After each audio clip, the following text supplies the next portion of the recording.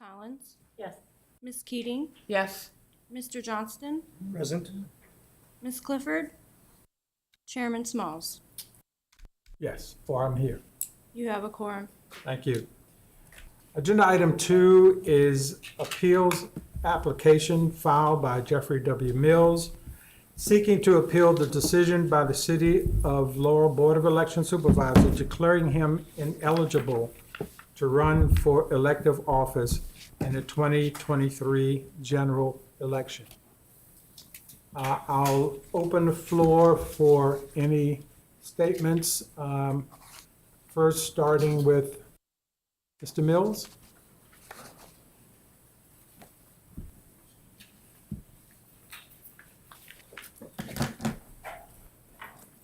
Good evening. Good evening. Good evening. I would like to say, first of all, I'd like to say thank you for allowing me to have this meeting. And I'm very anxious and wanting to help my neighbors. So my open statement, I think you have a copy. If not, I can give you a copy. No, we all have All right. copies. I just would like to read my opening statements. What does benefit of the doubt mean? It means to believe something good about someone rather than something bad. When you have the possibilities of doing either, or to trust someone even though you are not certain about the truth. Why would you give someone the benefits of the doubt? When we give people the benefit of the doubt, it allows us to be curious rather than place blame. We become less prone to judge or assume the intentions of the person that hurt us. By choosing to assume no malice in the person's actions or point of view shifts, our point of view shifts to curiosity rather than anger. But on July 24th, at the Board of Election Supervisors meeting, approximately 1 hour, 6 minutes into the meeting, which is televised on YouTube, Chairman Kish's actions caused a room full of Laurel citizens to be curious and angry. Why? Because the term benefit of the doubt was used by Chairman John Kish when it came to the candidate who had not turned in her expenditure forms with her candidate packet. I took notice to that Rhonda Whitley Esquire said that she would not sign off on this female's packet because the packet was missing vital information. But the chairman wanted the Chief Judge Rhonda Whitley to sign off anyway, as if all was good. Give her the benefit of the doubt, Chairman Kish says. Earlier this summer, before any candidates were approved by the Board of Election Supervisors, there was an email sent to John Kish by one of our neighbors here, who's in present, a concerned citizen that stated that Councilmember Keith Sidnor was campaigning for mayor in early February and was requesting and raised funds prior to May 1st and soliciting through mailers and door hangers. But Chairman Kish has yet to respond to this curious and concerned neighbor. Sarah Green, city clerk, told Councilman Mitchell that he could not raise funds prior to becoming a candidate because it's considered shadow campaigning and it's against the law. The now candidate Sidnor has been using these very funds, which are in his financial disclosure forms, to gain a lead in this race. Candidate Sidnor should be fined and disqualified to run this race. I don this Be True to Laurel shirt because Councilman Sidnor sent this photo out soliciting his candidacy, perpetrating as if he was down with DPW. It's a disgrace and very disrespectful to the family members and friends of the young brother that got killed on the job on this very road here. They are owed an apology. The driver was never charged either. The driver who killed this person, who Keith Sidnor who killed this young brother, who Keith Sidnor is perpetrating, was never charged. The term benefit of the doubt comes to mind for everyone who is doing wrong, but those who are doing right are being cheated and charged. In this same meeting, July 24th, 1 hour, 11 minutes in, there was a curious and concerned citizen that questioned about this term, benefit of the doubt. And he was yelled and cursed at by John Kish, chairman. The chairman was asked to pipe down by Chief Judge Rhonda Whitley and some of the other citizens that were attending this meeting. John Kish later said in the meeting that he would apologize to the board, but he did not apologize to the curious and concerned citizen, nor did he give him benefit of the doubt. If this citizen was running for any candidate seat, the chairman would have fined him $1,000 from Section 6-35 City Codes for conduct when it was Chairman Kish's immoral conduct that was very concerning. It seems to me that if you're not a friend of this Board of Election Supervisors, who are volunteers and not professionals, you're subject to be fined $1,000 from only Section 6-35 of the City Codes. In no way am I being rude or disrespectful to this board or to the Board of Election Supervisors. William Wilford, Chief Judge, who's present today, in this same meeting stated at 1 hour 13 seconds in the meeting, 13 minutes, and I quote, "The Board of Supervisors would like to make the election fair to everybody and be on the up and up with all the things that go on with elections across the country, not the world. We try to make this little city election to be transparent, open and fair, mainly fair to everybody because that's my pet peeve. I've been doing this for 25 years, end quote. If you've been doing something for 25 years, that would make you a professional. But what concerns us all, those citizens in the meeting and who now see this meeting on how you can see it on social media, both Mr. Wilford and Mr. Kish stated that they were not professionals and are just volunteers. In a July 27th Board of Election Supervisors meeting requested by Council Member at Large Member Martin Mitchell, he also was fined $1,000, and today is $2,000 from Section 6-35 because some signs were placed in a right-of-way. I, in the past, have seen some at the time Councilman Small signs in the right-of-way.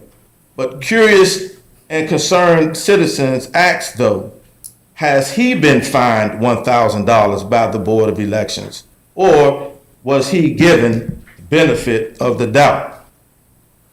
Let's get to me. Here is the basic issues with my situation. While the Board of Election Supervisors is clearly incorrect, my failure to file campaign finance reports has given the board an opening that they are exploiting. The board referenced Section 6-35, specifically subsections A, without stating it. Per Laurel City Code, Section 6-35, a person who violates the subsection shall be guilty of a misdemeanor and upon conviction is 1, subject to a fine not exceeding $1,000 or imprisonment not exceeding 60 days, or both, and 2, shall be ineligible to hold any public office for a period of 4 years of the date of the offense. This legislation was in effect beginning on July 11th, 2021, and remains in effect to this day, making me ineligible to run for elective office in the 2023 general election. Therefore, the Board of Election Supervisors will not certify my candidacy. This is from a letter from John Kish, Chairman of the Board of Election Supervisors, sent to me on August 10th, 2023. In his letter, also states, in the 2021 general election in which I was a candidate for council, I failed to file my campaign financial reports per Laurel City Code Section 6-31. Election reports to be filed by a treasurer. I was my own treasurer, and yes, I filed late, but not due to my own account. And I bring documents of proof for the board. Chairman Kish says in a letter that the candidate book has all forms in it, but my book just so happened to not have all financial disclosure forms in it. I wish to appeal the board's decision of not certifying my candidacy. My argument comes from Section 6-31. Election reports to be filed by treasurer provides for filing a timely election report. Section 6-31E provides for violations to be punishable under Section 6-36. Well, there is no 6-36 in the code. So therefore, I am requesting a reimbursement of the $2,000 that I paid to the city on July 10th, 2023, due to the chairman's inability of understanding the City of Election laws, political campaign laws, and Laurel City Code Chapter 6 Article Sections 6-1 through 6-35. Section 6-31, election reports to be filed by treasurer. A, the treasurer designated by a candidate prior to an election shall file reports or statements of contributions and expenditures as prescribed by the Board of Election Supervisors. 2, unsuccessful candidates. I was an unsuccessful candidate, so it says unsuccessful candidates shall file a final campaign report that is accepted and approved as significantly itemized and complete by the election board or its designee within 30 days of the election. E, a violation of this section shall be punishable in accordance with Section 6-36. Again, there is no 6-36. Arguably, in a circuit court judge shall say that only Section 6-36 may be used for punishment, and therefore there is no 6-36, so there is no punishment.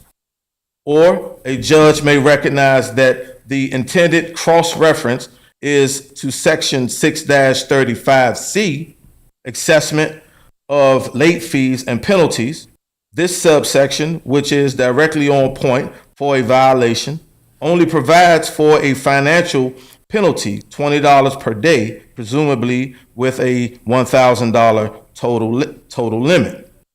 Without basis and biasness, the board is relying on Section 6-35A, penalties for certain prohibited conduct.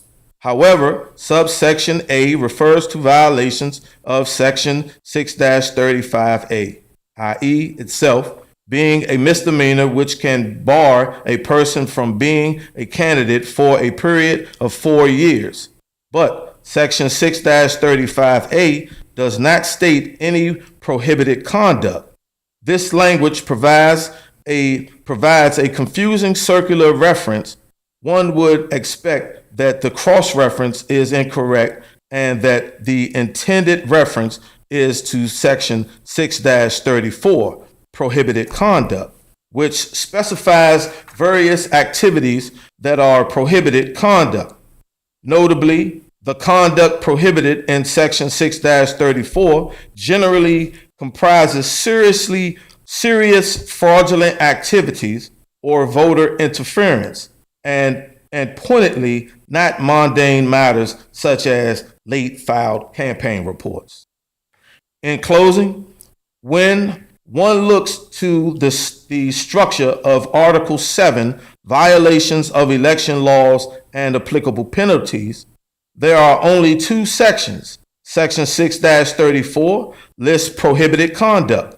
Section 6-35 provides the penalties for prohibited conduct, with subsection A intended to provide the criminal penalties for violations of Section 6-34. In the chairman's own letter that I brought tonight for you to see, states that I, being the treasurer who filed late, is subject to a penalty under Section 6-31. And E, a violation of this section shall be punishable in accordance with Section 6-36. In closing, there is no Section 6-36, so there is emphatically a no violation. Respectfully, all my requests should be granted, and the chairman's grossly incompetence of the law that he is to have knowledge of should step down and or be removed. All monies should be reimbursed to myself, and I should be an approved candidate.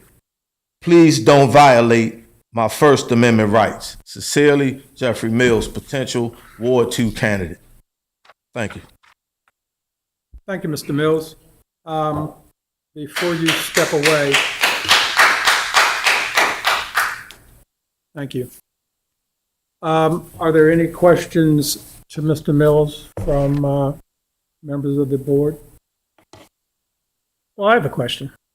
I've run for office twice, and I filed the requisite reports. And You ran for office where? Ward 2, City of Laurel, All right. ran against Fred about 14 years ago. Okay. About 4 years ago was the last time, and I dropped out the new job. Anyway, and I was my own treasurer, so I'm somewhat familiar with how to fill out them. I'm just wondering why you waited so late to file them. Great. Because they were delinquent, and then the fines just racked up because, what was it, $20 a day? Yes. Yeah. I came right here. As a matter of fact, here are my receipts. Here are my receipts. But were you intending never to file until you decided to run for office again, or why? No, we're did you wait for so we're gonna go with the first question Okay, sure, go ahead. that I'll answer. So these documents, and I'll elaborate on them, and then I'll share them with you. The Kim Rao, who was the clerk at the time, gave me my candidate book for 2021. And I gave her a call, and I told her, Kim, I'm missing something out of my book.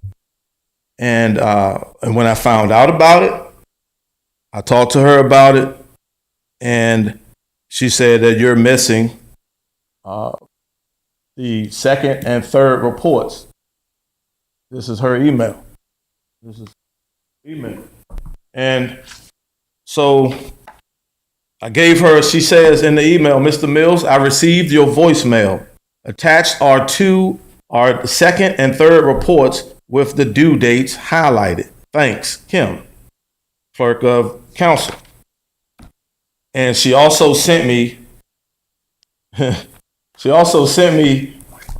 reminder that I owed some money. I was being fined.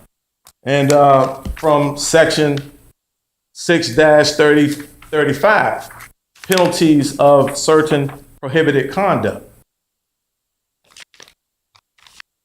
She sent me that, and she sent me that, I'm sorry, the date was October 27th, 2021. Time was 1:21 p.m. December 14th, December 14th, I received another email. And the attachments, let me be more specific. Subject, campaign finance report. Attachments, 2021 campaign finance report, doc. And then 2021 campaign finance report, doc. That's how it was so-called sent to me. December 14th, 2021, 3:30 p.m., I received an email from Kim Rao, and the subject, campaign finance report. Attachments, 2021 financial report, doc. 2021 campaign finance report, doc. And it says, Mr. Mills, please be advised that the City of Laurel Board of Election Supervisors has not received your second campaign finance report due on October 26, 2021, or the final report due December 2nd, 2021.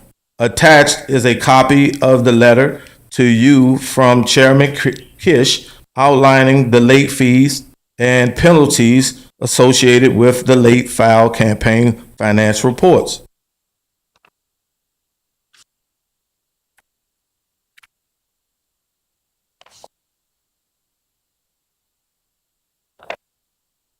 February 7th, 2022,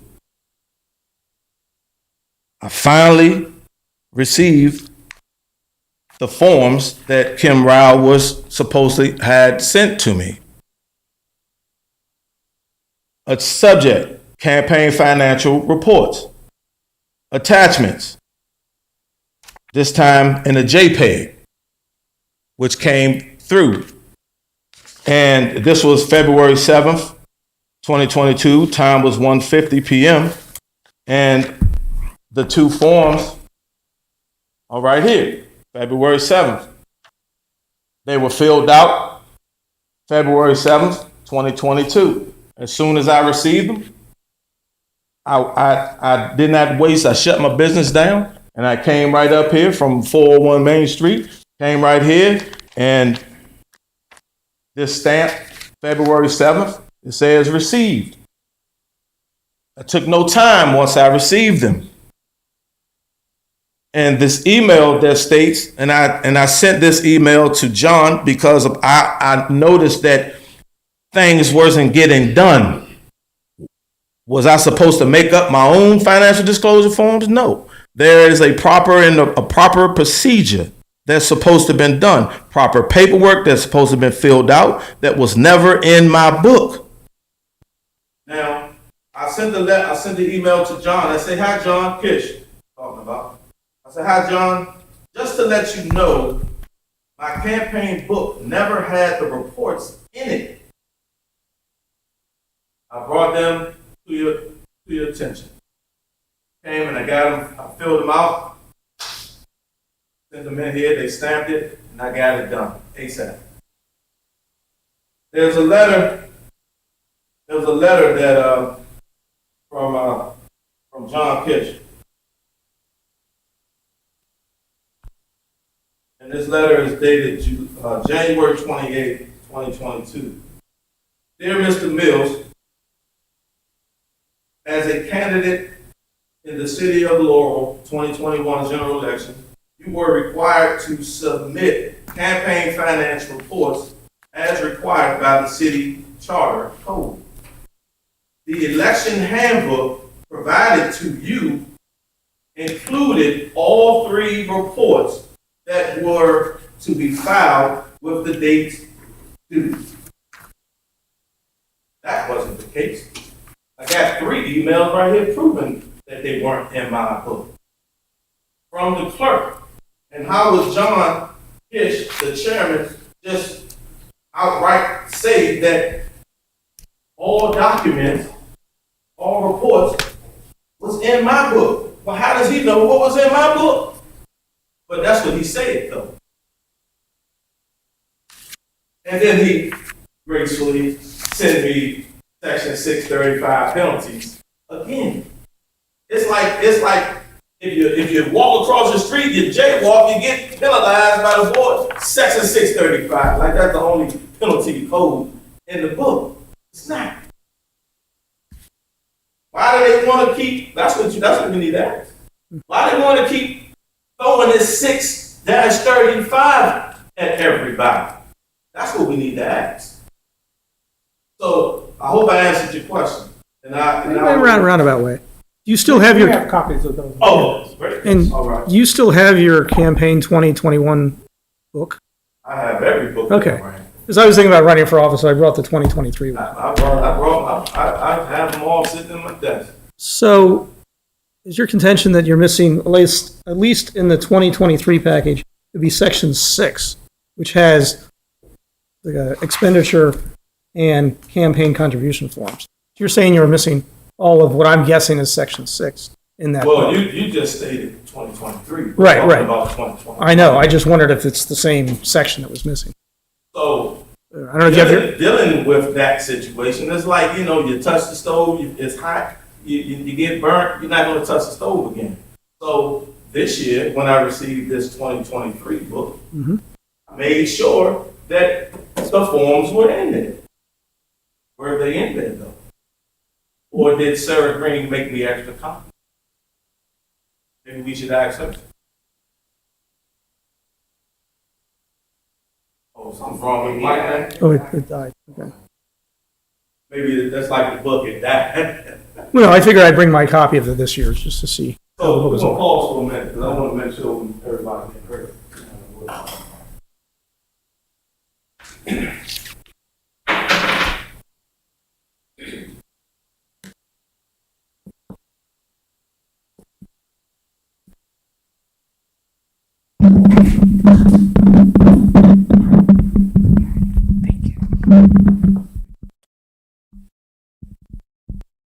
I'm a sound guy. Sounds like the mic was never on. We'll find out later. This meeting will be televised? It's being recorded. Right. It's being recorded, but Yes, sir. the question, will it be televised? Absolutely, it will be on the YouTube. All right, well, maybe I'll speak a And little it louder. might be on the FiOS cable network, Yeah. channel 12. It might be on channel 12, right? Well, my book never received, my book never had the forms in them. John Kish said that they were in them. Maybe he knows something that I don't know. But 3 times I attempted to get these documents, and it doesn't even talk about the times that I came up here and was denied to receive the documents. So I just had to keep emailing so that I can receive the documents. What was the reason for them denying giving you a copy of? Well, I guess we had to ask those that work behind that door back there. Was this the first time you read? What was the reason? But you're asking the wrong question, though. What was the reason why the forms were never in my book, though? What is the reason why I had to come up here and pay It could be a clerical $2,400? It could be a clerical mistake. But, Yeah. but how, well, let me ask you another question. Was this the first time you ran for office? No. Oh, so you knew you had to fill these forms out from your previous. Well, campaigns. you would think that, but that's assuming. No, that's a fact. No, that's Mr. Mills, assuming. that's a fact. Let's say, is there a fact that it's raining outside right now, or that we're just going to assume that it's not? Mr. Mills, What can I assume that all my documents were in the book at this very time? But it wasn't. once you discovered, Mr. Mills, that there were The- documents, may I? Go ahead. Go. Yes, please. Once you discovered that there were documents missing out of your book, I would think that any serious candidate would then have made an effort Yes. to contact the clerk and let the clerk know that there are pages missing.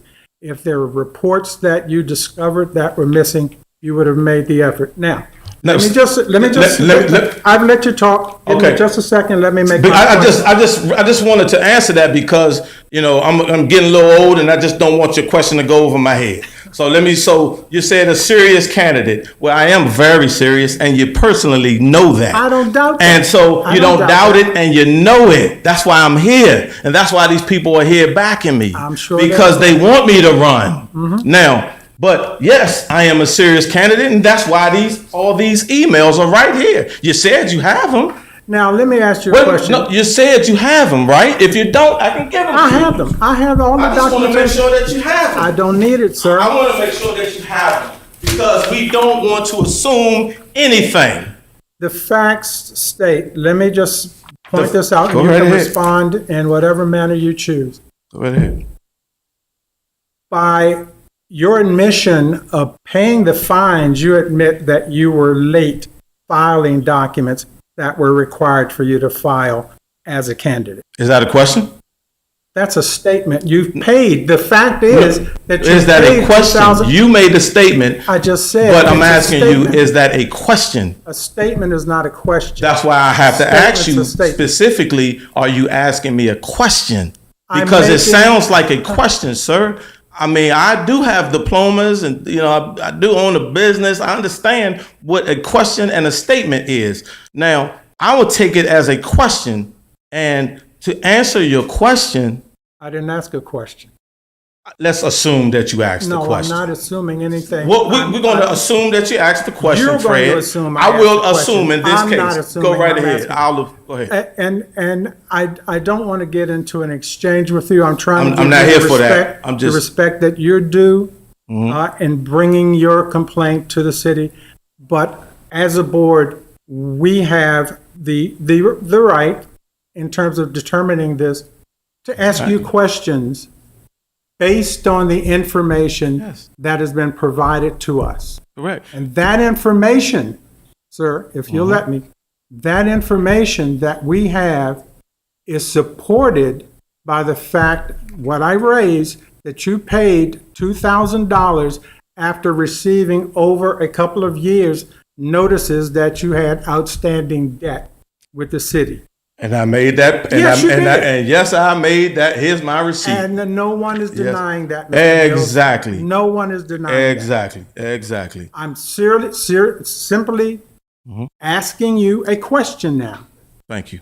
That you will admit that you realized that you had a debt to the city and it was satisfied by paying that $2,000 you paid. And I want to answer that question now. Please do. Emphatically not.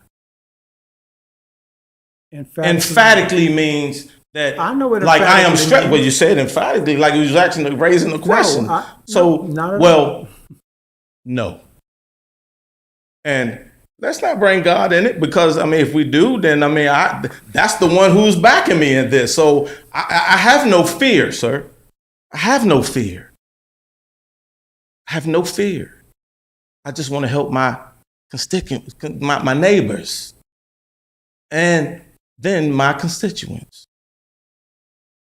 That's all that's asked. When I came up here to make this payment, I made this payment as a businessman. I made this payment when I said, hey, what do y'all just want to just fine me? I said, no problem. I'll come and give you $2,000. I'll give you $2,000. Here you go. Just make sure I have a receipt, because I invest in my city. So maybe you need it. I gave it to you, $2,000. Let me think. Why did I do that? I did it because that's what the chairman said.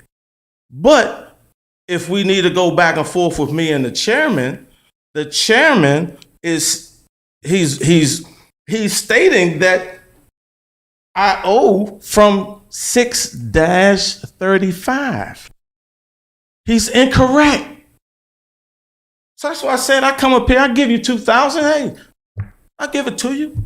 I will give any one of them, ask me if they need it. You need anything? That's what I do. Do you need the Boys and Girls Club plow? You ain't even ask me. I just go do it.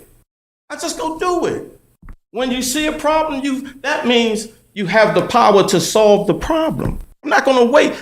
A gentleman crashed his bike just yesterday out on Main Street, bust his whole face riding those electric bikes, out on the street. I was going home. I had tacos and I had my mayor, Martin for Mitchell sign. Man, I was like, man, my tacos gonna get hot and get cold. This guy's laying flat face on the ground. This was just yesterday. And I say, here's a picture. Should I not help him? Should I go home or should I assume that he's all right? No, I stopped and I helped him. That's just who I am. I'm serious about it. That's what you say. Yes, I am serious about it.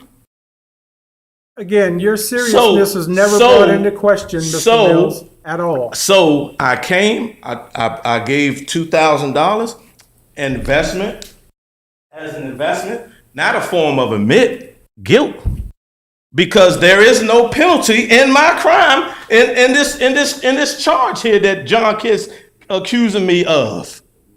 He's saying 6-35. The code, it doesn't come from 6-35.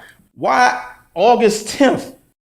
Out of the August 10th letter that he sent me from October 21st of 2021, John Kish finally gets it right by sending me a letter stating that, as you will recall, in 2021 general election, in which you were also a candidate, you failed to file campaign reports, right? That's what he say. So, hey, just let me get in the game. So I came up here, gave him the $2,000. They gave me a book. Why would they give me a book? They just wanted to play games. So I'm going to play the game with you. And I'm invested the money. I invested it. He says, campaign finance reports per Laurel City Code section 6-31. He finally gets it right. It's not 6-35 on the cover. This cover sheet right here.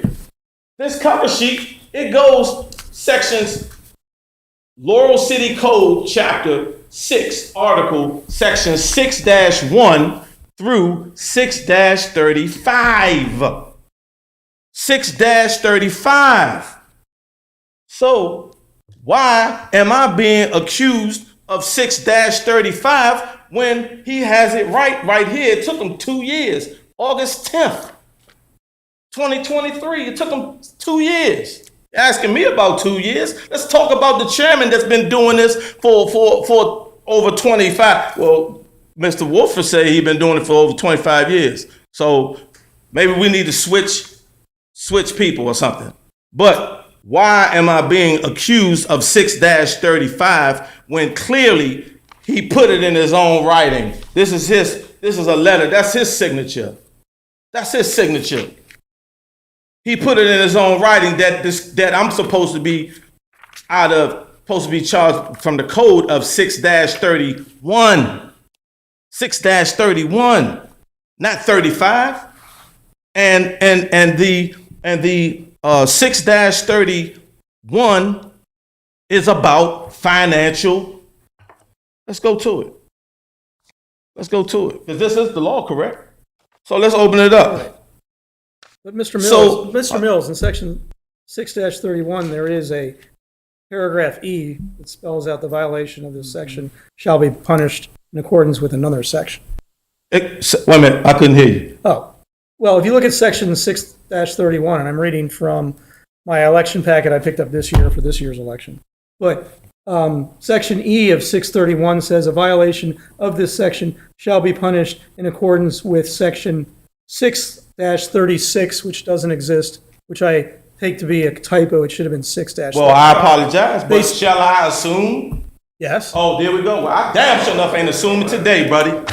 I'm not assuming today. I got black and white right there. I want my money back. I put two. That's my investment.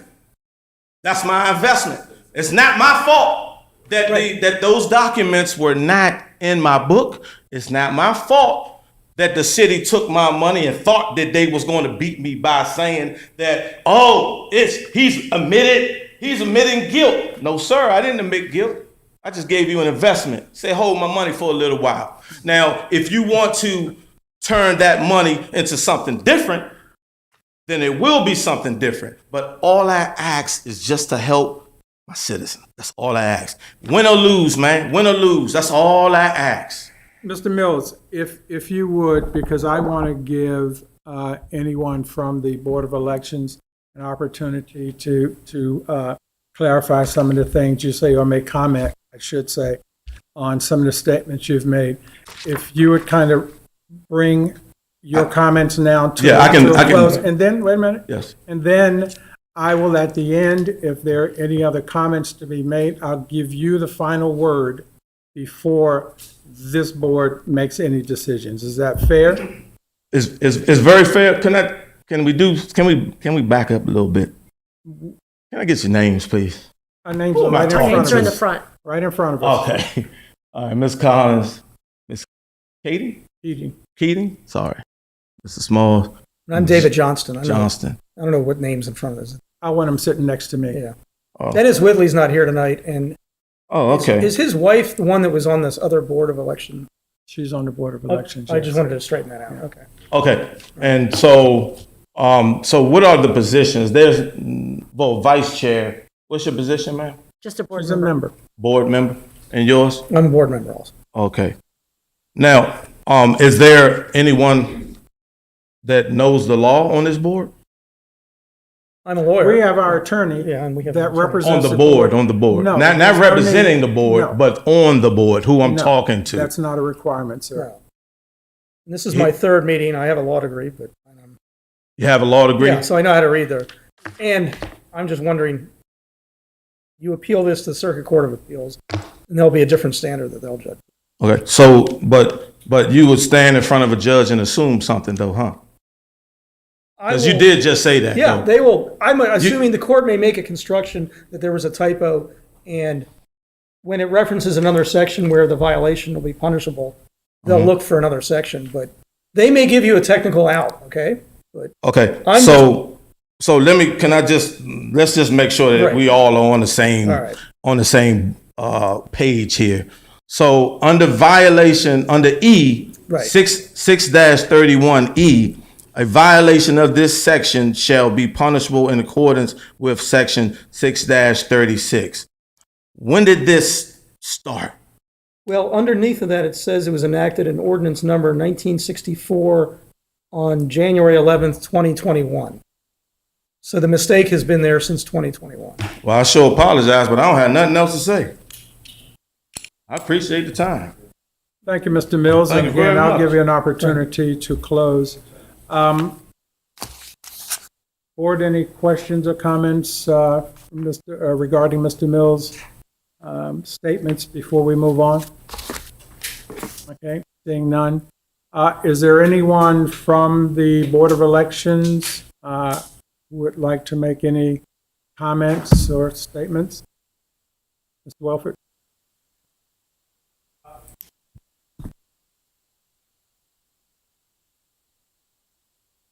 Name and address for the record, sir. Bill Wellford, and I'm at 513 Prince George Street here in Laurel.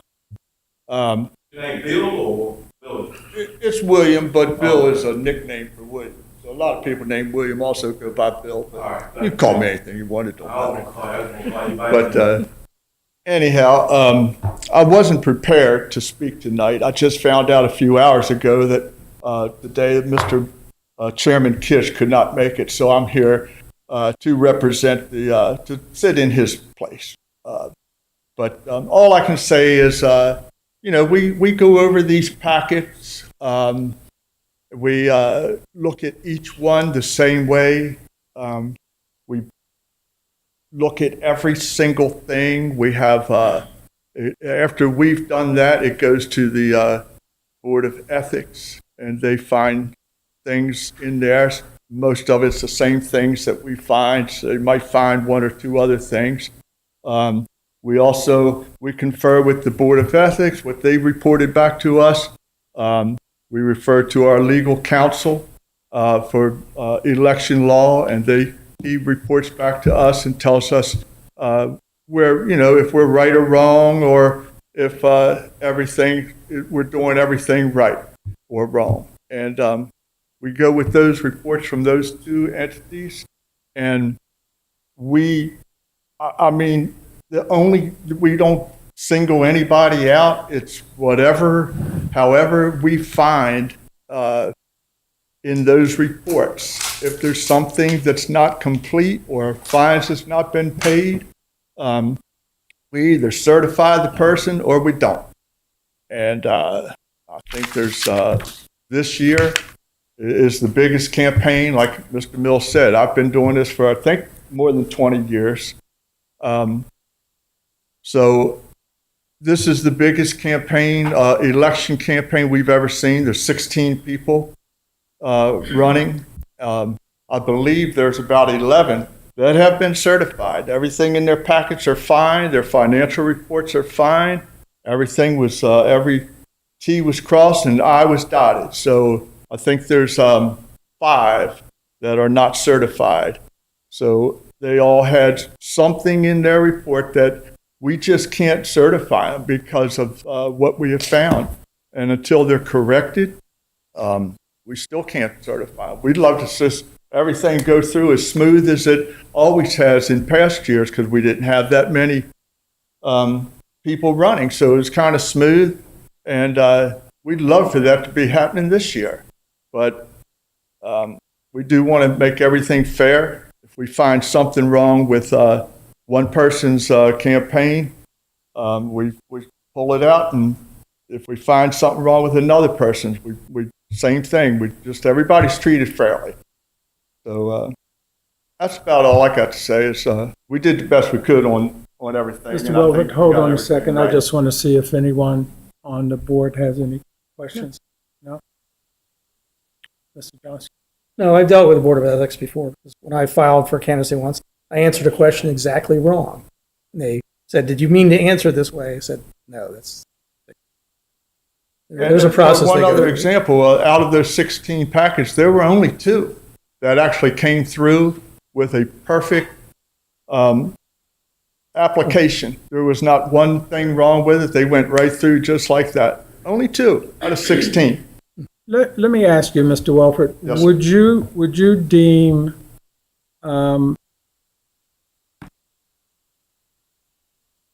you said if someone is not in compliance and they're not in compliance until their matter, whatever it is corrected, would a fine be a corrective action if a candidate paid the fine that was outstanding, then that matter is corrected? Yes, in my view, it'd be corrected. However, in this case, there was a clause in there, 631 or 35, one of those, that said it had the 4-year penalty on there. Not penalty, a clause that if you had a fine and it went this extended time like that, you could not run for office again for a period of 4 years. For a fine? Just so I'm clear. For a fine, yes. Do you have an idea of the rationale for that penalty? I don't really. I think in my own thought, it's to ensure that people do file all 3 of those campaign finance reports throughout the process of running for office, and then even after they've won or lost their campaign. It's to ensure that that gets done. So a fine had to be set because if it wasn't for that, people would just not do it. They just let it go, especially if they lost the campaign. They would feel like, well, I've lost, I'm done. I might as well, forget it. But that fine in there makes sure that people follow through and make all the required reports to the city. See, I completely understand the fine. got it. You didn't file in a timely manner as required. I got the fine. It's the additional severity of the penalty once the fine is paid that I personally have a little difficulty getting. Because once a fine is paid, in my mind at least, you're made whole. True. You're back at square one. But the fine should be paid whether or not you want to run again or not. I mean, the fine Understood. should be paid. Completely It's an understood. outstanding Yeah. fine. And other things, actually, other city services, you should, I believe there are other city services that you cannot attain if you owe the city, you owe the finance department. Let's say you wanted a special pickup and the public works says, gets in touch with the finance department and they say, oh no, he owes a fine. Well, I don't even think they'll come out and pick up your special pickup. I've as been long as victim you of owe that, money. so I know. If you owe money, Absolutely. they're not going to Yeah. keep doing things for you if you're not going to Yeah. pay your bills. And it's certainly, Mr. Wilford, not my intention to make you uncomfortable or anything like that, but I'm just trying, having read this text, this information here, my feeling is, in my opinion, being on this board, I just can't see where the infraction meets the penalty. I just can't personally see that. I'm not speaking for anyone other than myself, but that's just me. And I don't see, in having read the information that was provided to me, where there is adequate information, adequate direction in the law, I'll call it, that allows for the severity of this kind of, my opinion. I think, and I agree, it is severe. But I think the long time, the years gone by, and then, that played a part in it too. But like I say, we go by what's in the established Board of Election rules. We don't make them up as we go along. They've been written, they've been in there, and when we look them up, it's there. That's what we go by. I understand. Thank you, sir. I do have a question, and I don't want to step on anyone else here, but for our council. In the text, I think it's section 635, where it says violations, this is under section 635B. In part, it says violations of any other provisions of the code shall be guilty of a municipal infraction. And the board understandably has the power and authority to impose fines for said infractions that we just talked a little bit about, not to exceed $1,000. And this is what I underlined in my copy. In addition, the board's power to impose fines for violations of any provisions in the charter, the board shall have the authority and power to remove the candidate from the ballot. But it doesn't really, in my mind, lay out exactly what those infractions can be for such a penalty. And Mr. Welford touched on it, but if you could provide some clarity. Thank you, Mr. Chairman. What I would say is this, that first of all, let's go to the first portion of Section 6-35. A person who violates subsection 6-35A shall be guilty of a misdemeanor and upon conviction is subject to a fine not exceeding $1,000 or imprisonment not exceeding 60 days or both, and shall be ineligible to hold any public office for a period of 4 years after the date of the offense. But in subsection B, it indicates that any person, campaign finance entity, or committee who violates any of the other provisions of this code or charter shall be guilty of a municipal infraction. I think that has to be read in the context of what a municipal infraction is and what a misdemeanor and a conviction is. A misdemeanor is a type of a criminal offense. There are generally two types of criminal offenses. There's felonies and there's misdemeanors. A misdemeanor is a lesser offense, but it is still a criminal offense. The city of Laurel and none of its officials have the authority to determine that someone is guilty of a misdemeanor. That authority is vested in the judicial sector of the state. And in my view, that is not something that can be determined by a committee, by any council, by any official in the town of Laurel. When it says that anybody who violates the provisions of the code can be guilty of a municipal infraction, that's the key. Because what would happen is that a person who violates a section of the code can be issued if they do not comply with the penalty.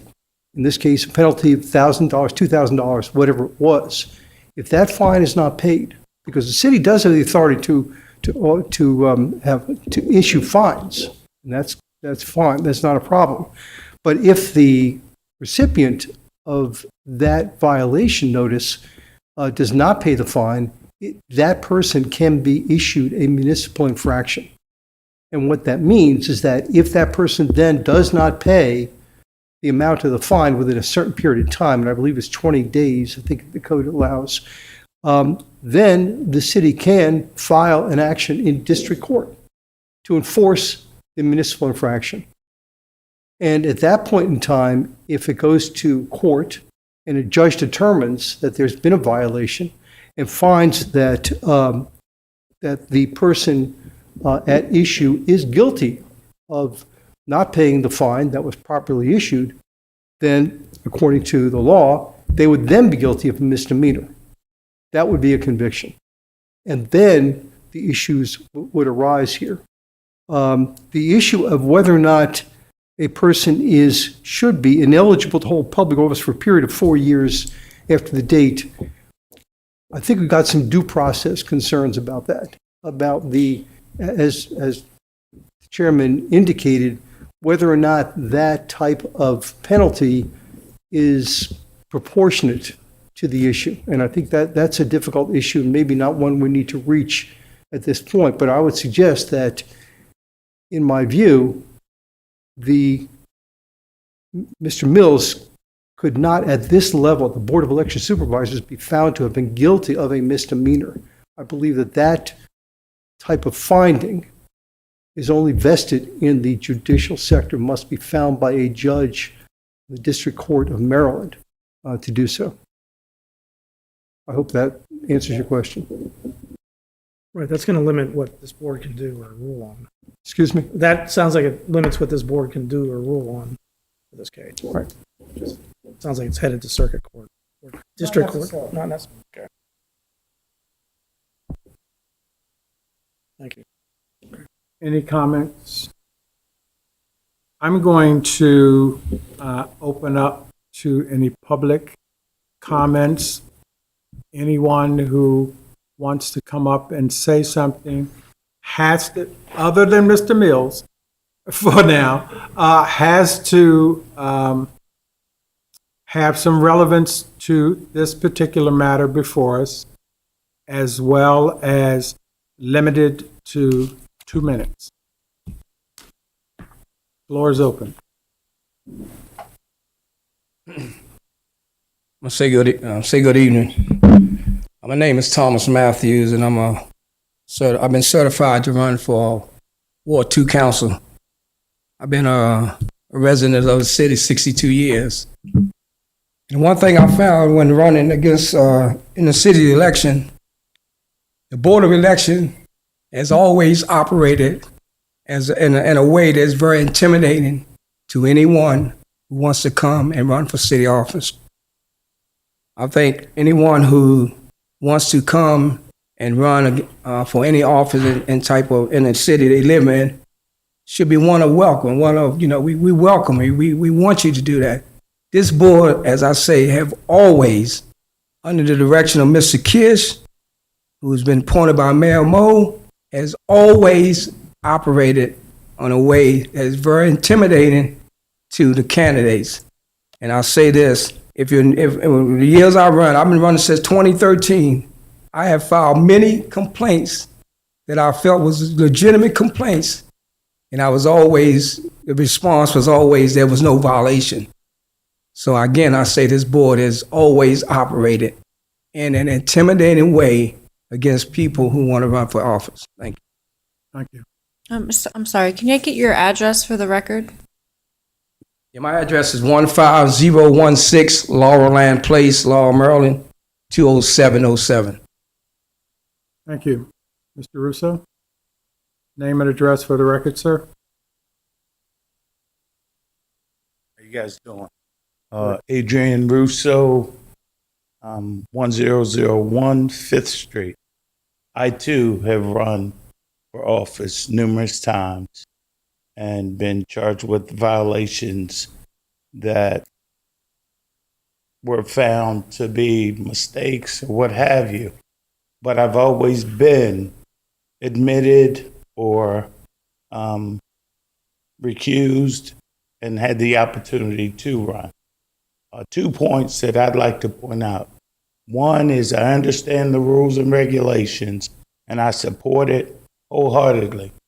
But when it comes to myself as a 50-plus year citizen as well, I feel that we should also have the rights, the community, the taxpayers, and everyone, to give everyone an opportunity to proceed or correct the fines, get to the bottom of everything moving forward.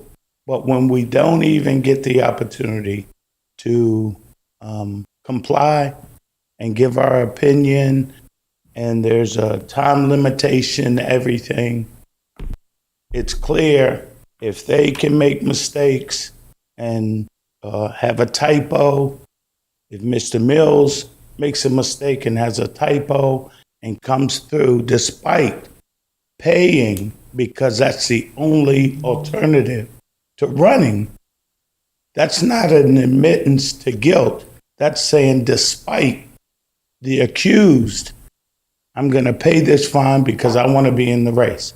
I want to give my constituents and my neighbors the opportunity to let me get in or not get in based on votes and everything moving forward. I know we have rules and regulations. I run the Boys and Girls Club, and I have consequences to pay with my kids. I teach them all the time. There's a price to everything.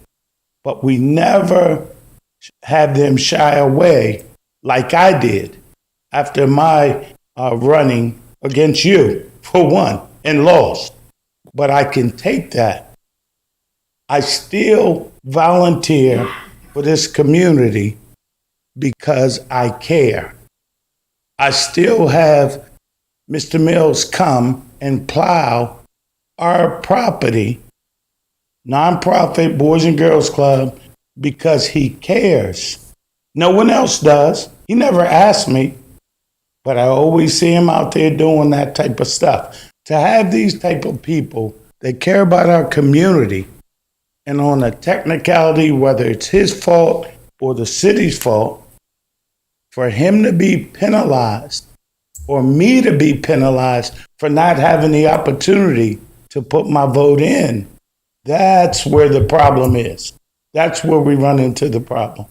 Secondly, and then I'm going to let it go, I know I'm long-winded, I had to sue this city. I had to sue my city to put an election booth in Ward 2. Never had Ward 2 until I ran, and my parents, as well as my neighbors, didn't even know we were part of the city. Why? Because it was down in the Boys and Girls Club in Ward 1. Ward 2 didn't even know they were part of making a decision for the mayors and other things. Mr. Smalls lives in Ward 2.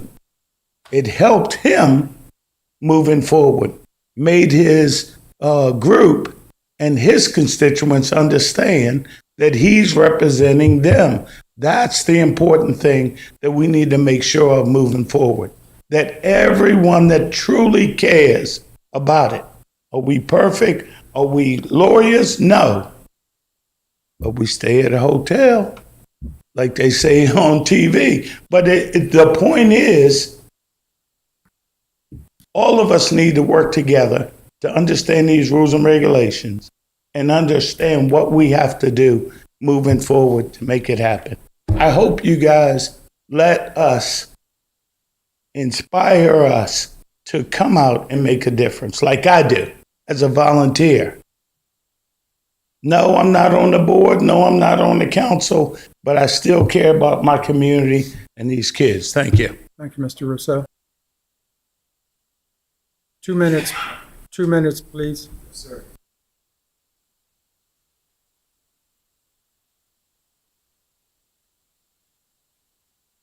Greetings. Hello. Hello. My name is Vinny De Oliveira. Address is 7641 Woodbine Drive. Now I'm just speaking from the heart here. I understand that, and I want to make this very clear. I appreciate all the candidates that are going out there. I'm friends with all of them, right? So clearly I'm going for Martin Mitchell. But what I noticed is that there were some fines that were set aside for Martin Mitchell, and I don't know exactly what the rules were or how it was violated, but I know that Keith Snyder, I know that he was doing campaigns prior to the date. I don't know what the dates were. I want to say, let's say March 31st. So Right. if you could keep your comments to this topic and not the other candidates. Please, and just stay focused, if you would. Well, Mr. Welford said that he was about fairness, and it seems like rules apply to some and not to others. And I raised a complaint again to the board about soliciting funds for this race before May 1st, and that was never addressed. So I just wanted to put out there that I have, I'm not calling anybody out again. This is not an attack to anybody, but again, I put an email out there and it hasn't been addressed. So I don't know. It just seems like it's targeting certain people. And this is just coming from, because I'm not going for mayor. I'm not running for no city official. I just believe in fairness. Fairness is fair. Right? All right. Absolutely. Thank you very much. Thank you, sir. Anyone else? Seeing none, we'll close the, oh, How's everyone doing? Troy Griffith, 9483 Burkirk Road, Laurel, Maryland, 20708. I selfishly do these because honestly, personally, I'm trying to work on my public speaking. As social as I am, I get like dark and tight. I get tunnel vision, but I chose to speak up, not on behalf of Mr. Mills. Not to say I'm not speaking up on behalf of him, but follow me for a moment. This is a freedom of speech issue. I believe the council mentioned that this will go before a judge, which means a jury will see that, a jury will have to listen to this. And this is super important in terms of freedom of speech because, as we all know, whether it's the Supreme Court or not, they've always ruled that voting, elections are a matter of freedom of speech. And I really think this is what this is. I'm not friends with Mr. Mills. I don't have a personal relationship with him. I'm not saying that to discount him. I'm saying that to show that this is the middle of the road issue. You're really dealing with a freedom of speech issue. If you stop anyone from exercising their First Amendment right, you're bringing down a hammer that you won't be able to remove. Because as we all know, once a higher court says A becomes precedence. And as the council mentioned, this will go before a judge. A judge will have to sit a jury, and the jury will look at it and say, jury of your peers will look at this and say, this doesn't make any sense. But can't believe I'm about to quote Mark Twain, but I'll leave you with this, right? And often I go for quotes because I haven't been on this earth long enough that my ancestors have fought this fight. Not that Mark Twain is my ancestor, But I pull up quotes because nothing new is under the sun. But it says this, and this is to the freedom of speech issue. And I disagree with this quote a little bit, but in the part only in this country. Other countries have democracies. But he says, but in this country, we have one great privilege, which they don't have in other countries. When a thing gets to be absolutely unbearable, the people can rise up and throw it off. That's the finest asset we've got, the ballot box. This is a freedom of speech issue. Third lightly. Thank you. Thank you, sir. Yes, sir.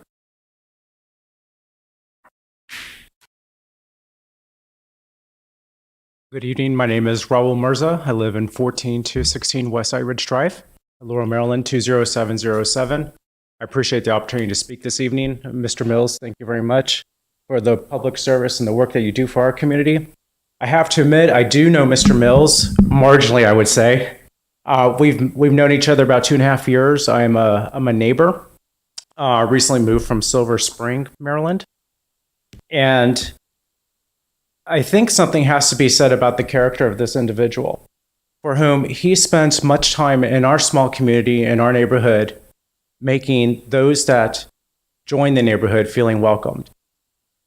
And more so, that he ties the neighborhood community together by hosting events at his home to foster community and spirit, appreciation for living one another, where we don't necessarily all reside within our neighborhood in silos. And so I think there has to be something to be said about that quality of individual who also is willing to spend much of their time and effort in a very complicated system, which is elections, to dedicate a significant portion of himself to public service in an altruistic way to scale up what he tries to bring within our own neighborhood. And I think the people of Laurel truly deserve an opportunity to make a choice as to whether or not Mr. Mills transcends that for the community writ large in Ward 2. I would say I understand as well policy and procedure. And clearly, even by the questioning by the chairman, it seems inconsistent that for an infraction which was dealt with in the manner in which it was expected to be dealt with, that this individual who has such a dedication is unable to actually campaign and pursue public office. And so I would argue that this council take strong consideration to that fact in their final decision. Thank you. Thank you.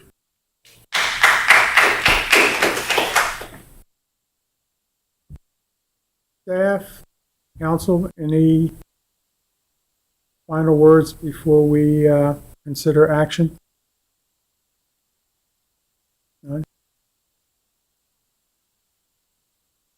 I'll give you, Mr. Mills, you have the closing comments before we take action, but if you would, in the interest of time, I think you've made and stressed your point considerably, so if you'll just sort of wrap things up in about 5 minutes.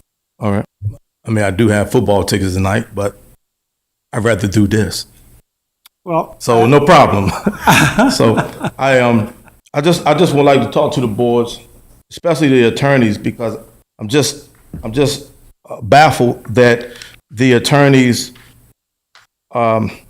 haven't taken precedence to the fact that section 6-35 penalties for certain prohibited conduct. So there's no conduct in this section. The conduct comes from section 6-34 entitled prohibited conduct. Section 6-35 is the penalties for section 6-34. Please find me where within section 6-34 that states prohibited conduct in which my failing to file late or file financial disclosure forms is not in this section. 64, nor 65. It's found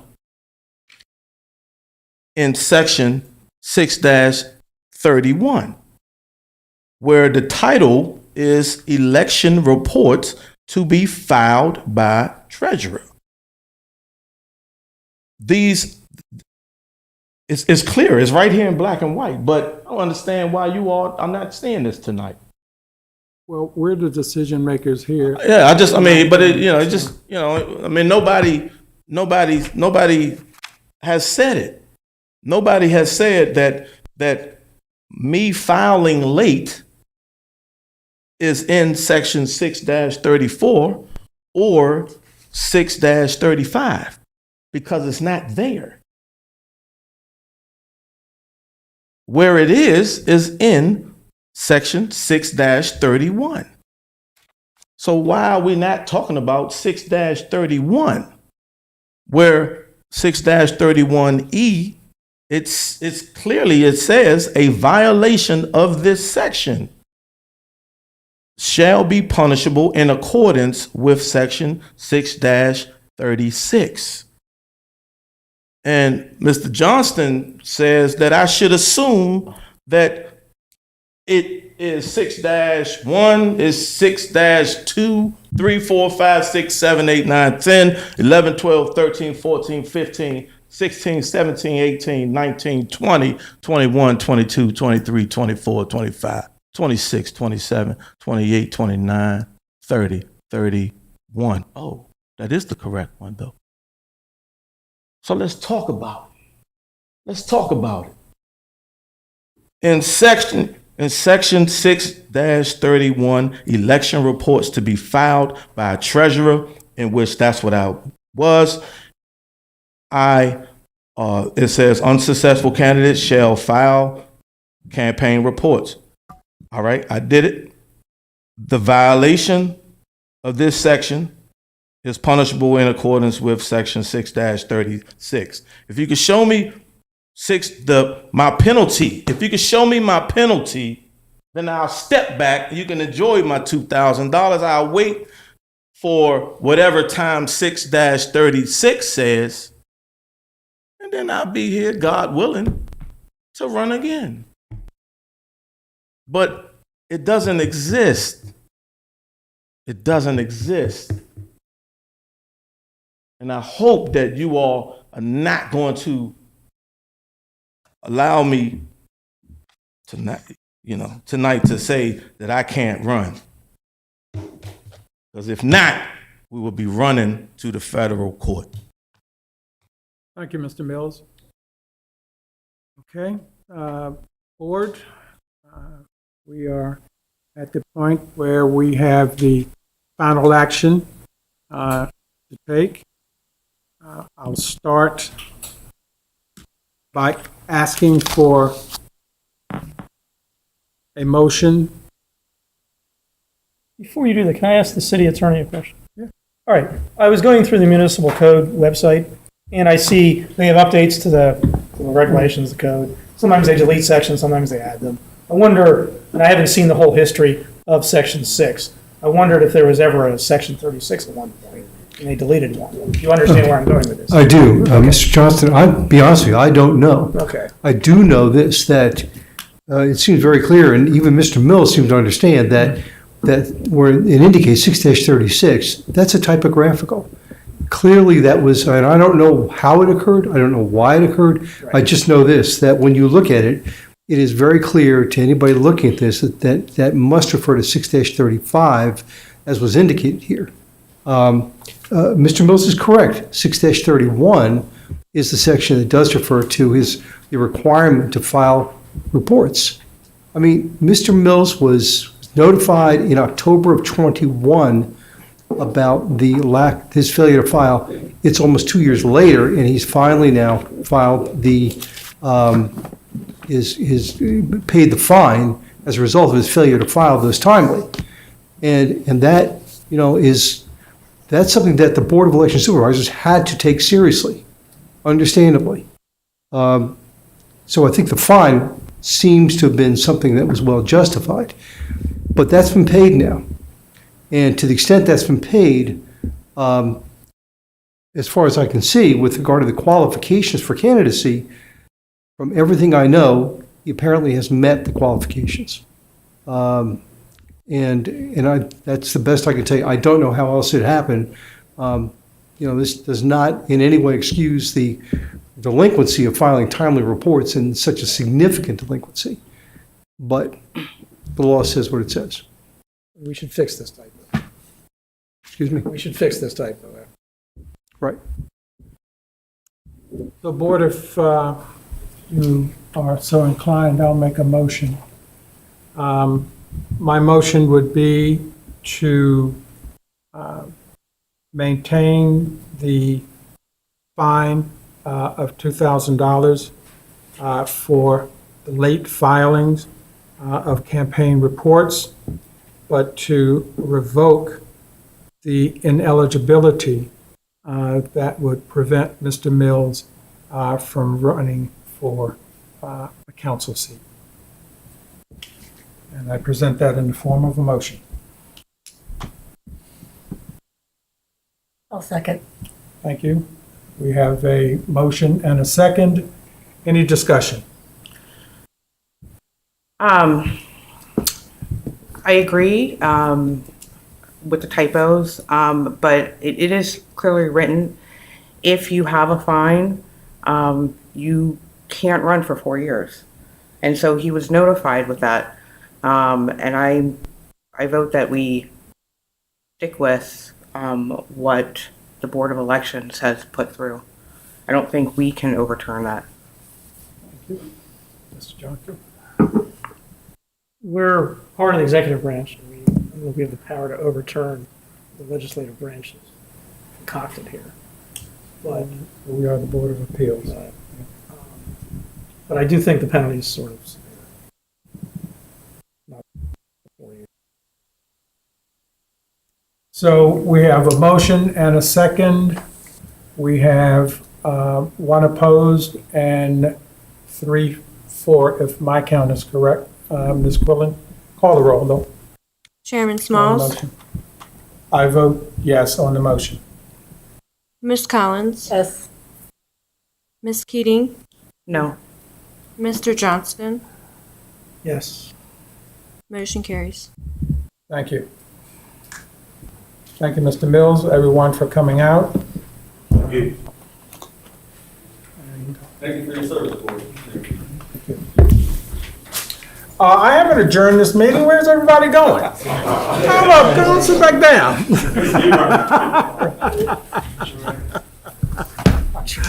Thank you. I just want to say, I want to thank everyone. This was not something that any of us, from staff to members of this board to apparently everyone who's assembled here took lightly.